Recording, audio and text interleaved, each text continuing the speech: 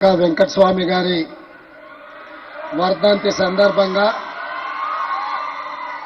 Doctor BR Ambedkar కళాశాల పూర్వ విద్యార్థులందరూ కళాశాల సెక్రటరీ సరోజ గారి పర్యవేక్షణలో ఇంత మంచి కార్యక్రమాన్ని ఏర్పాటు చేసి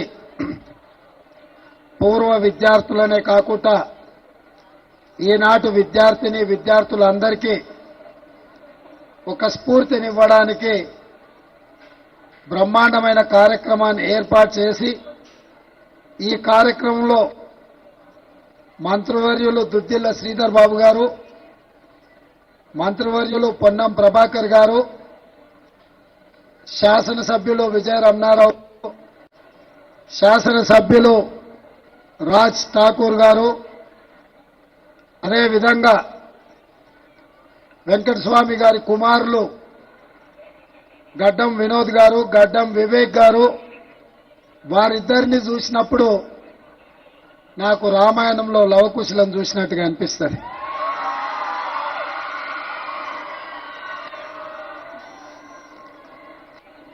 వారితో పాటు వేదిక మీద మా జిల్లాలో అత్యంత క్రియాశీలక పాత్ర పోషించి రాజకీయాలలో తన యొక్క ముద్రను ఏర్పాటు చేసిన డాక్టర్ శంకర్రావు గారు, అదేవిధంగా విష్ణునాథ్ కేరళ ఎమ్మెల్యే గారు, అదేవిధంగా కేఆర్ నాగరాజ్ ఎమ్మెల్యే గారు, చాలా మంది మిత్రులు వేదికను అలంకరించారు.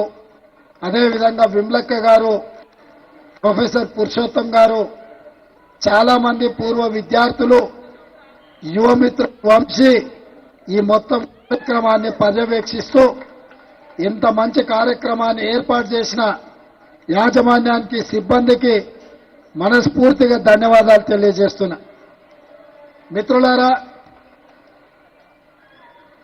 ఎంత సంపాదించడమని కాదు, సమాజానికి ఎంత పంచడం అనేది బాధ్యత.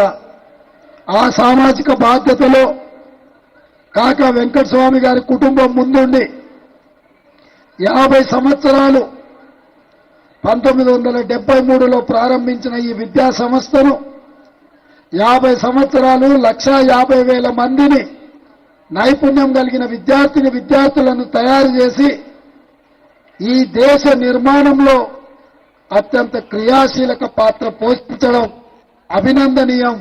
వారి కఠోరమైన పట్టుదల దీక్ష ఈరోజు ఈ నుంచి వాళ్ళ విద్యా సంస్థల నుంచి లాయర్లను, డాక్టర్లను, ఇంజనీర్లను, ప్రొఫెసర్లను, ఐఏఎస్లను, ఐపీఎస్లను తయారు చేసి ఈ దేశ నిర్మాణంలో వారి బాధ్యతను, సామాజిక బాధ్యతను నెరవేర్చిండ్రు. మీరందరూ యాజమాన్యానికి పెద్ద ఎత్తున చప్పట్లతో వారిని అభినందించాల్సిందిగా కోరుకుంటున్నా. ఈనాడు కార్పొరేట్ పరిశ్రమలు నడిపే వాళ్ళు ఈ సంవత్సరం 1000 కోట్లు లాభాలు ఆర్జించడం, వచ్చే సంవత్సరం 2000 కోట్లు సంపాదించడం ఎలా అని టార్గెట్ పెట్టుకుంటున్నారు. కానీ కాకా వెంకటస్వామి గారి కుటుంబం దాదాపుగా ప్రతి సంవత్సరం 3000 మంది విద్యార్థులను తయారు చేసి ఈరోజు వాళ్లకు విద్యను అందించి వాళ్ళకు అన్ని రకాలుగా అండగా నిలబడి వాళ్ళని అందరినీ కూడా ఒక ధైర్యంతో కష్టపడితే, మంచిగా చదువుకుంటే ఉజ్వల భవిష్యత్తు ఉంటుంది అని చెప్పి ఆదర్శంగా నిలబెట్టే ప్రయత్నం చేస్తున్నారు. ఈరోజు మీకు అందరికీ తెలుసు, ఢిల్లీలో ఉన్న కాంగ్రెస్ పార్టీ కేంద్ర కార్యాలయం కాకా వెంకటస్వామి గారి పేరు మీద ఉన్నది. ఎమర్జెన్సీ తర్వాత ఆ రోజు కాంగ్రెస్ పార్టీకి అవసరమైనప్పుడు వారు నివసిస్తున్న ఇల్లును కాంగ్రెస్ పార్టీ కేంద్ర కార్యాలయంగా ఇచ్చిండ్రు. ఈనాటికి అక్కడి నుంచే కాంగ్రెస్ పార్టీ ఈరోజు నడుస్తున్నది. మిత్రులారా, ఈడున్న విద్యార్థులకు నా సూచన, కష్టపడి చదువుకుంటే జీవితంలో నిర్దిష్టమైన లక్ష్యాన్ని పెట్టుకుని మనం ఆ దిశగా ప్రయాణం చేస్తే తప్పకుండా అనుకున్నది సాధించడానికి అవకాశం ఉంటుంది అని చెప్పి కాకా వెంకటస్వామి గారితో పాటు ఈ వేదిక మీద ఉన్న చాలా మంది ఎమ్మెల్యేలు ఏ కుటుంబ నేపథ్యం కానీ రాజకీయ నేపథ్యం గతంలో పదవులు అనుభవించిన వాళ్ళు కానీ పదవులు చేపట్టిన వాళ్ళు కానీ లేరు. నాతో సహా మా కుటుంబంలో ఎవరు నాకంటే ముందు తరంలో రాజకీయాలలో లేరు.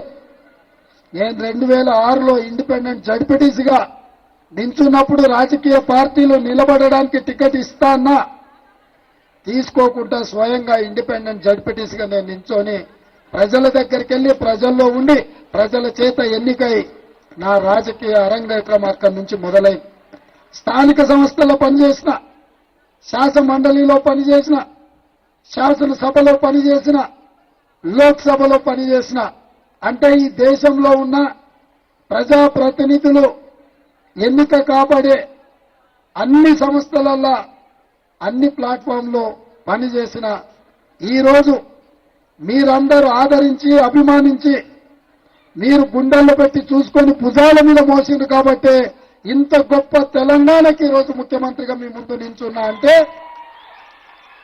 4 కోట్ల తెలంగాణ ప్రజల యొక్క ఆశీర్వాదం, 30 లక్షల మంది నిరుద్యోగ యువకుల యొక్క పోరాటమే ఈరోజు కాంగ్రెస్ పార్టీ అధికారంలోకి రావడం, నేను ముఖ్యమంత్రి కావడం అని చెప్పి నేను సవినయంగా తెలియజేస్తున్నా. ఇదే కాకుండా నాయకత్వం శ్రీమతి సోనియా గాంధీ గారు, శ్రీ మల్లికార్జున్ ఖర్గే గారు కష్టపడే యువకులకు అవకాశం ఇవ్వాలన్న ఆలోచనతో ఎంతో మంది అనుభవజ్ఞులు ఉద్దండులు ఉన్నా వాళ్ళందరినీ సమన్వయం చేసి ఒక యువకుడికి అవకాశం ఇవ్వడం ద్వారా తెలంగాణ పునర్నిర్మాణంలో కాంగ్రెస్ పార్టీ క్రియాశీలక పాత్ర పోషిస్తుంది, దేశానికే ఆదర్శంగా నిలబడుతుందని ఒక విశ్వాసంతోని నమ్మకంతోని ఈ బాధ్యతనిచ్చారు. అందుకే ఈరోజు మా వేదిక మీద ఉన్న మంత్రులు పెద్దలు శ్రీధర్ బాబు గారు, పొన్నం ప్రభాకర్ గారు, మా శాసనసభ్యులు అందరం కూడా కఠోరమైన దీక్షతోటి ఈ తెలంగాణను దేశానికే ఆదర్శంగా నిలబెట్టే రాష్ట్రంగా తీర్చిదిద్దే పనిలో భాగంగా రోజుకు 18 గంటలు కష్టపడాలి అని చెప్పి ఈ రోజు మేము ప్రయత్నం చేస్తున్నాం. ఈరోజు శాసనసభలో 119 మంది శాసనసభ్యులు ఉంటే 57 మంది నూతన శాసనసభ్యులు ఉన్నారు. 64 మంది కాంగ్రెస్ పార్టీలో గెలిస్తే 37 మంది మొదటిసారి ఎమ్మెల్యేలుగా ఎన్నికైన వాళ్ళు ఉన్నారు. అందులో ఈనాటికి కూడా ఆనాడు ఇందిరమ్మ ఇల్లు ఇచ్చిన ఒకే గదిలో నివసించే వాళ్ళు కూడా ఈరోజు ఎమ్మెల్యేగా ఎన్నికై శాసనసభలోకి వచ్చిండ్రు అని అంటే డబ్బులుంటేనే రాజకీయాలలో రాణిస్తామన్న అపోహలను పక్కన పెట్టండి. ప్రజల మధ్యలకు వెళ్ళండి, ప్రజల సమస్యలు తెలుసుకోండి, ఆ సమస్యల పరిష్కారం కోసం పనిచేయండి. తప్పకుండా డాక్టర్ కావాలన్నా, లాయర్ కావాలన్నా, ఇంజనీర్ కావాలన్నా, ఐఏఎస్ ఐపీఎస్ కావాలన్నా ఎంత కఠోరమైన దీక్షతో మనం చదువుకుంటామో, పోటీ పరీక్షలు రాస్తామో అంతే కఠోరమైన దీక్షతోని ప్రజా జీవితంలోకి రండి. ఎందుకంటే ఈ దేశం మనది, ఈ దేశాన్ని నిర్మించుకోవాల్సిన బాధ్యత మనది. మనం పాలకులం కాదు, మనం సేవకులం.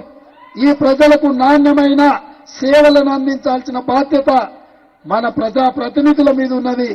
ఈ వ్యవస్థను ప్రక్షాళన చేయాలన్నా, ఈ వ్యవస్థతోని ఒక మంచి పరిపాలన అందించాలి అనంటే బడుగు బలహీన దళిత గిరిజన మైనారిటీ మహిళల యొక్క ప్రాతినిధ్యం పెరగాలి.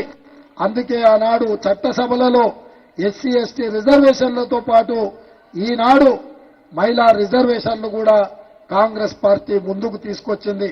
ఈ అవకాశాలన్నింటినీ విని ఈ రోజు ఇక్కడున్న పూర్వ విద్యార్థులతో పాటు ఉజ్వల భవిష్యత్తు కోసం ఇక్కడ వచ్చిన విద్యార్థులకు వాళ్ళ తల్లిదండ్రులకు అందరికీ డాక్టర్ బిఆర్ అంబేద్కర్ కళాశాల యాజమాన్యం తరఫున మీకందరికీ అభినందనలు తెలియజేస్తూ మీకు అన్ని విధాలుగా వివేక్ వెంకటస్వామి గారు, వినోద్ గారు, సరోజమ్మ గారు, రమ గారు, యువమిత్రుడు వంశీ మీకు అన్ని రకాలుగా అండగా నిలబడతారు. రాష్ట్ర ప్రభుత్వంగా మా వైపు నుంచి ఏ సహకారం కావాలన్నా నిస్సంకోచంగా ప్రభుత్వం ముందుకు ఎందుకంటే అన్ని కార్యక్రమాలను ప్రభుత్వం నిర్వహించలేదు. శక్తి కలిగిన వాళ్ళు సామాజిక బాధ్యతతోని సమాజ నిర్మాణంలో ముందుకు వస్తే మా ప్రభుత్వం భేషజాలు లేకుండా అన్ని రకాలుగా సహకారాన్ని అందిస్తుంది. ఆ సహకారం ఏ రూపంలో కావాలన్నా ఈ యాజమాన్యానికి కాంగ్రెస్ పార్టీ అండగా నిలబడుతుంది.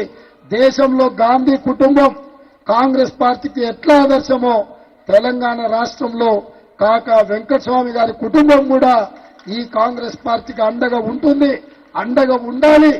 మనందరం కలిసి ఈ రాష్ట్ర నిర్మాణంలో ముందుకు సాగాలని తెలియజేస్తూ మీ అందరి దగ్గర సెలవు తీసుకుంటున్న మిత్రులారా.